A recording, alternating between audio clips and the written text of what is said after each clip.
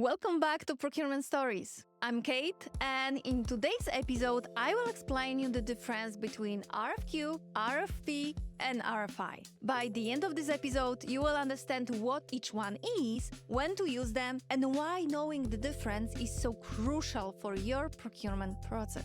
Stay with me till the end because I have some practical tips and examples that will make your life easier. Let's dive in. In the procurement world, RFQ, RFP, and RFI are common acronyms you will encounter. They stand for Request for Quote, Request for Proposal, and Request for Information. Each serves a unique purpose in the procurement process. RFQ, or Request for Quote, is used when you know exactly what you need and you are looking for the best price. It's a straightforward document when you ask suppliers to provide their pricing for specific product or services. Suppliers then reply with their best price estimates, making it easy for the company to compare different bids and pick the most effective option. This focus on pricing makes RFQs especially handy for standardized products or services where keeping cost in check is key. So RFQs are ideal for commodity item, standard services, where the specifications are clear and consistent. Next, we have RFP, or Request for Proposal. Unlike RFQ, an RFP is more flexible and encourages suppliers to share their creative and technical ideas. It's used when you're looking for a solution to a certain problem and you need suppliers' expertise. The RFP usually explains the business challenge or project goals and invites suppliers to submit detailed proposals on how they plan to tackle these objectives. This could include project plans, timelines, cost estimates, and even samples of their previous work. RFPs are great for complex projects when you need to evaluate different approaches and solutions such as software development or construction. So let's move to RFI. RFI stands for Request for Information, and it's used early in the procurement process to gather general information about suppliers and their capabilities. While RFQs and RFPs are pretty formal and well-structured, RFI is less detailed and aim to help you better understand the market landscape, available solutions, and potential suppliers to use in the future. RFIs are useful when you are exploring options, and you need to narrow down your choices before moving to RFQ or RFP. Okay, so base terms are clear, but why it's so important for the procurement to have all three of them? Why can't we have just one to cover it all? Let's see. I will start with different needs, because different needs require different solutions and different tools. So using the right tool ensures you gather the necessary information to make informed decisions. An RFQ is perfect for pricing, RFP for detailed proposals, and RFI for initial market research, so it's better not mixing it up.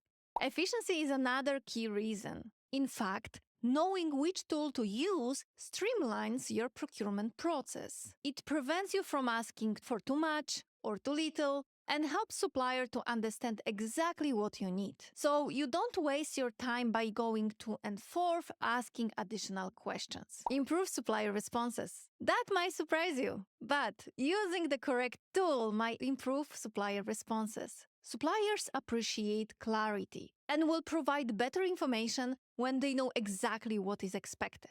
It saves time for both of you and leads to more accurate quotes, proposals, and information.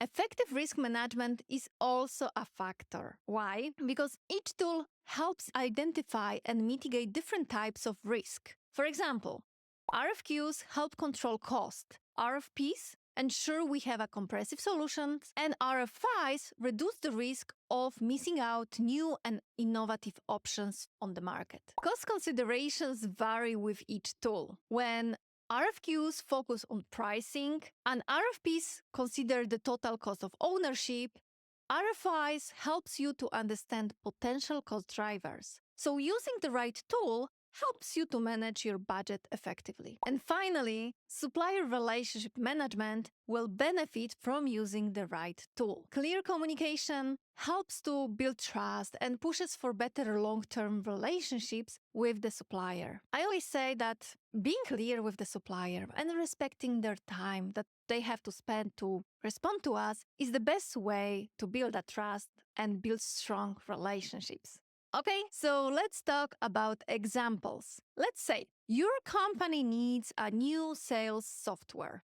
First, you might issue an RFI to understand what solutions are available on the market.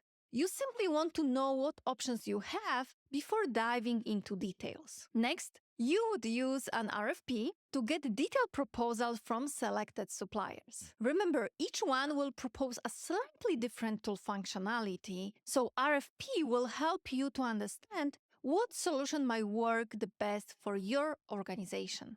Finally, RFQ would help you to nail down the best price for the chosen software. While going through all of them might seem to be time-consuming, using all three tools effectively ensures you make the best decision. And we all know that you don't purchase software every month, right? It's a decision that might have a huge impact on your business for next years. So when you want to make a decision like that will have a strategic impact on your organization, you should consider to use all three of them. Okay, so there we have it. A quick guide to understand the differences between RFQ, RFP, and RFI. If you found this video helpful, hit that like button, share it with your friends, and subscribe for more. See you next time at Procurement Stories.